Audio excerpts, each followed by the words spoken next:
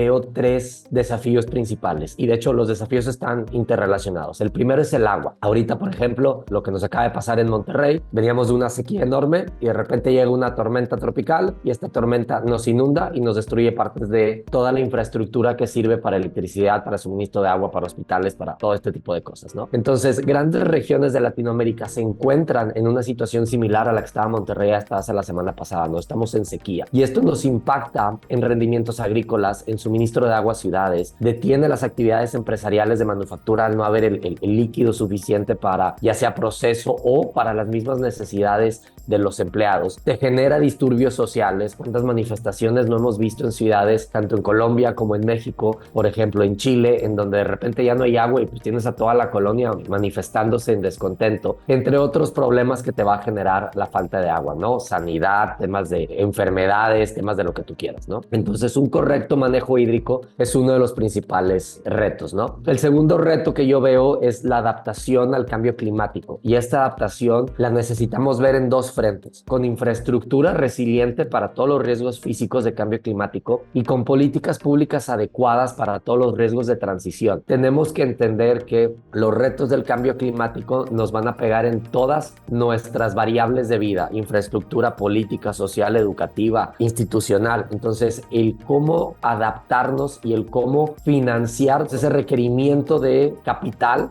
para la adaptación del cambio climático es lo que yo veo como el segundo reto. Que de hecho, si hacemos un análisis más a fondo, vamos a ver que parte de los problemas de la adaptación del cambio climático es el manejo hídrico, que fue el que pusimos como número uno, ¿no? Yo te diría un tema que yo veo como fundamental es el tema de conciencia o educación. Seguimos viendo que a nivel Latinoamérica no entendemos claramente los impactos ambientales que nuestras acciones como industria o como ciudadanos conllevan y es difícil realmente el poder cambiar, el poder mejorar si no entendemos hacia dónde vamos, si no entendemos esos impactos, si no tenemos una conciencia adecuada de cómo nos está afectando. Generalmente cuando hablas de problemas ambientales, siempre oímos de cómo afecta la cuenca o cómo afecta tal ciudad. Rara vez oímos decir cómo me afecta a mí, qué pasó en mi casa, qué pasó en mi industria, qué pasó en mi escuela. Y tenemos que cambiar ese discurso para empezar a ver los impactos de tal manera que podamos ser más inteligentes en tomar medidas para prevenir los problemas ambientales que nosotros generamos. A nivel país, las diferencias las vemos en la calidad de la política pública y lo que en inglés se llama el enforcement, que tanto existe el que cumplas los lineamientos. Para darte un ejemplo, en México tenemos buenas leyes ambientales. La realidad es que hay materias en donde de hecho pudiéramos considerarnos como líderes, no solo en Latinoamérica, sino a nivel a lo mejor Europa, como temas que pudieran ser como impacto ambiental, ¿no? Sin embargo, las leyes en realidad son leyes de papel. Cuando nos vamos a la vida diaria, cuando nos vamos a qué está pasando, no existe comunicación con la autoridad,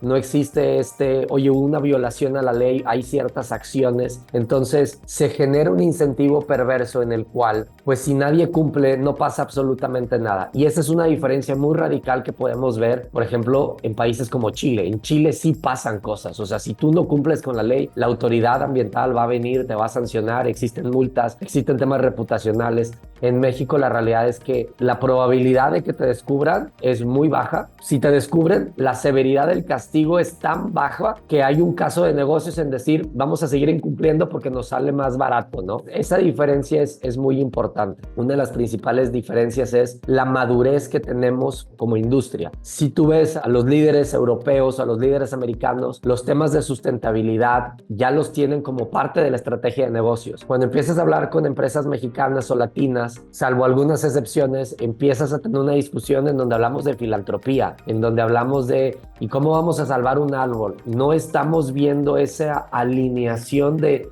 que la sostenibilidad es parte del modelo de negocios y se nos olvida muy comúnmente que la sostenibilidad tiene tres pilares. El ambiental, que es el que todo el mundo se acuerda, pero existe el social y existe el económico. El ser una empresa sustentable tiene un retorno de inversión y ese caso de negocios es muy poco discutido en Latinoamérica.